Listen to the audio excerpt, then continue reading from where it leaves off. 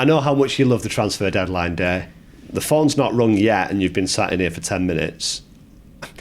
How much is it inevitably a bit of a scramble, even if you want to not get involved in it, because so many other teams and so many other players are doing business and perhaps it causes a knock-on elsewhere? I don't like doing it last day, but it is what it is. We've got room for one lone player. And we're still trying to get one in. We thought we had one last night, but that's collapsed. So, you're looking at players. I was awake at 4:30 this morning. Managed to do letterboxing too, though, which was set me up really good for the start of the day. And then, it's been looking at players, and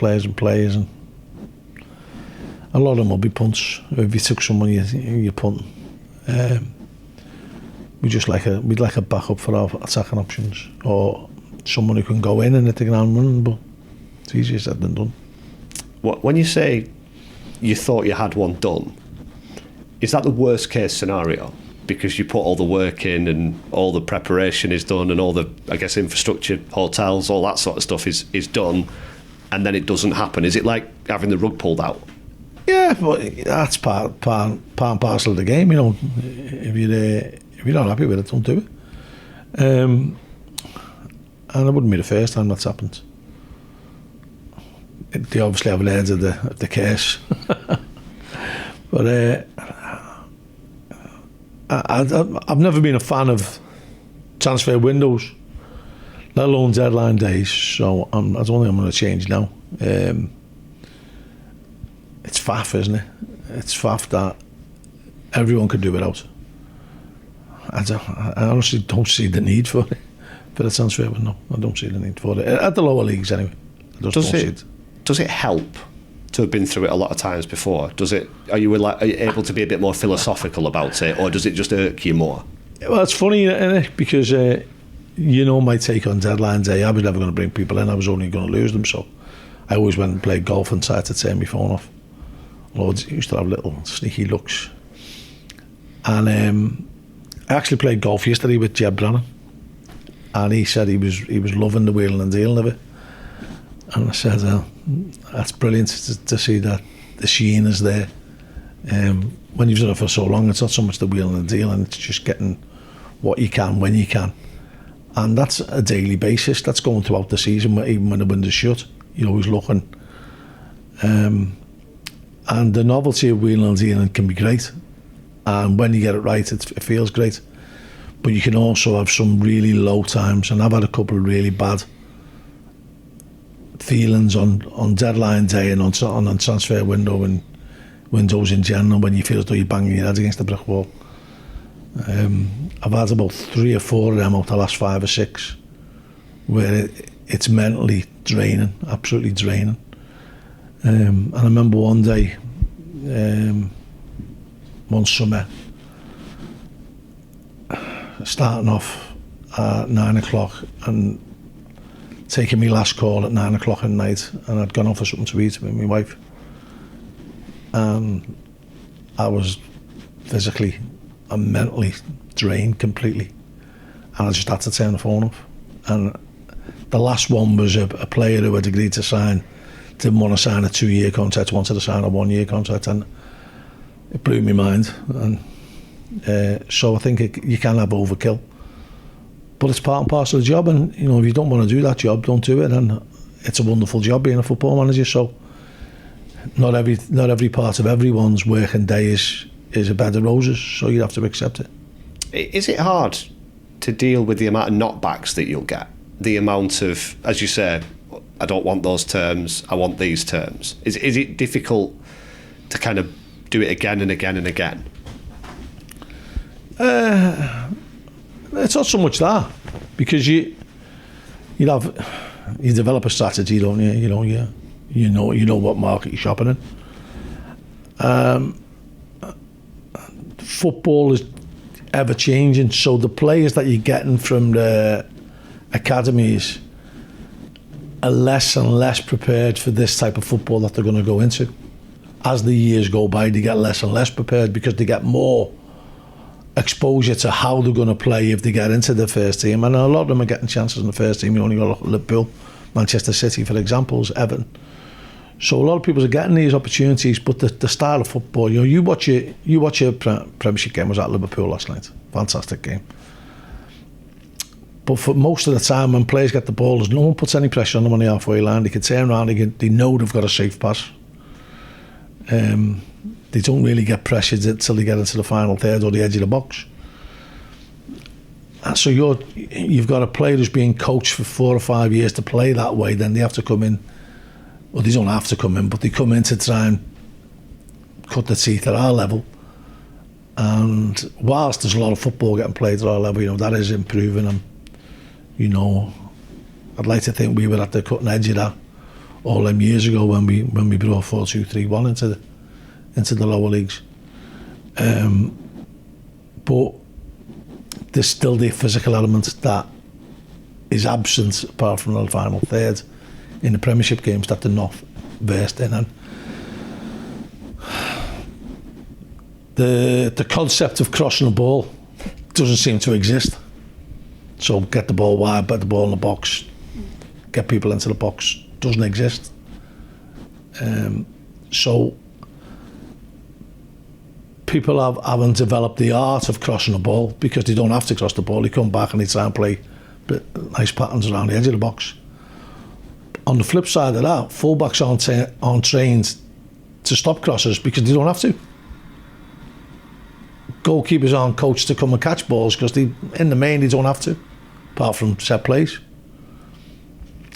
So it's like there's like 2 parallel sports getting played. But I still love it. And working with the young lads, as I said, makes it all the more worthwhile. Let's talk about the football.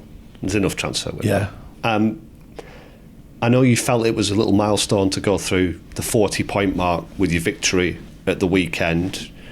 3 wins away from that 50-point mark that you've earmarked early doors. If you were able to get there in February, how significant would that be for the end of the season? Knowing where you're going to be very early in the piece.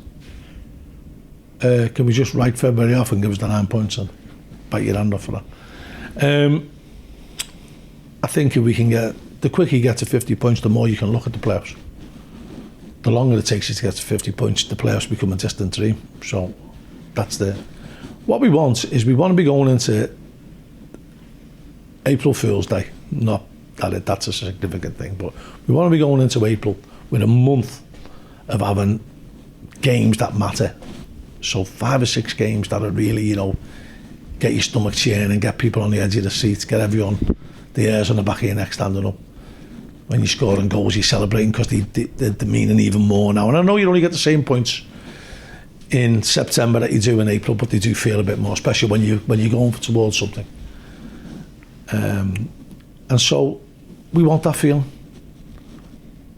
We don't want the knot in your stomach of a relegation battle that we had last year. And we certainly don't want the mediocrity of just freewheeling towards the end of the season with nothing to play for. Because that's the apathy part of it's probably the worst one of the lot. So we want something to fight for, and in order to do that we've got to take the relegation avoidance off before we do anything else. Does it have the potential to be a very exciting run-in? You're 3 points from the playoffs where you are, but I think there's probably 4, 5, 6, 7, I don't know how far we'll go, teams who will feel like they're still in with a chance at this point. Not a doubt. I think watching our team play is exciting enough. The way the young lads are playing with no fear. And so you want to reward that. You want them to get the feeling that we've had in the past. Is it addictive, that feeling? Yeah. Then we've had a couple of flirts with the playoffs in our lifetime. I'd like to have more. I'd like to experience a final for the start. And when we come in of a morning, the lads have Sky Sports on, and we have it on the office, and they generally show a lot of the reruns of playoff finals, and it's hard to keep up with them. We're always going to each other, what year was this? And then you see someone who's played and someone who might have even played for you, and it'd be great to have us on that one day. I suppose it's very different, isn't it? You've won leagues before and won promotion like that, but that feeling of being the team that has that run and gets in the playoffs and takes that momentum forward, it's not necessarily the way you would choose to do it. You'd want to win the league and you'd want to be comfortable, but that's something that in your long successful career you've not felt. Well, we were that team. The first time we got into the playoffs, we were that team.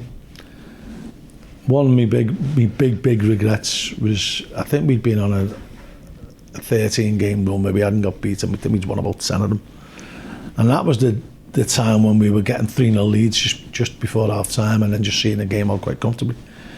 And we went to the last game of the season. We went to Burton Albion, and we couldn't finish any higher, so we were already got the away leg and the home leg for the second one. So we'd already finished enough to secure that. And I rested 9 players, and the momentum just, we drew, we didn't get beat, but the momentum just stalled, and then we went into the game and we lost 3-0 to Stevenage, and then we couldn't recover enough to make a fist of it at the home game. That's one big regret of mine, but we were the form team going into it, and we should have made the most of it. Can you learn from that experience? If I get there again, yes, I certainly will. Grimsby then this weekend, a couple of players in that changing room that you know really well. Harvey Rogers, who of course left here to go there in the summer. Doug Tharmer's just signed there as well. There'll be no big secrets, will they? They know exactly what you're about and your changing room's about. Yeah, I was on a course with Dave Artell as well on Monday. Tuesday, sorry. Yeah, no, we're quite an open book the way we operate. And what everyone knows is that League 2 is a tough league, and every game you play is tough. So I've been speaking about this quite a lot. Teams going on mini runs, and you just got to try and get on someone. And you want to get the second win, the third win, and then you feel as though you're on a bit of a run. Grimsby achieved that little bit of a run when Dave first came in, and then you can have a little couple of hiccups along the way. And we've been a little bit stop-start. You could label that injuries, postponements, whatever, but we've been... That was probably the worst we played Saturday, and we won in recent weeks. But we've been on a steady stream of improvement, in my opinion, the way I've watched us play. Now, unfortunately, football is a very, very definable sport in that success is defined by winning. So, although you can feel you've been a success by playing well, if you don't win, you're not deemed a success. So, when things are quantifiable, it tends to put a little bit more pressure on you, but it puts pressure on you to alter things that is going well, even if you aren't getting the results. And that's sometimes the catch-22 of a manager. You got Bagaloo back at the weekend, and Seamus Keneally was able to come off the subs bench. Big positives, I'm sure. Is there any more positive news on the getting people back front? Hoping Tommy Lee will be taking some part on Saturday. And then it's just a case of if we get a striking or a forward-thinking player before it shuts tonight.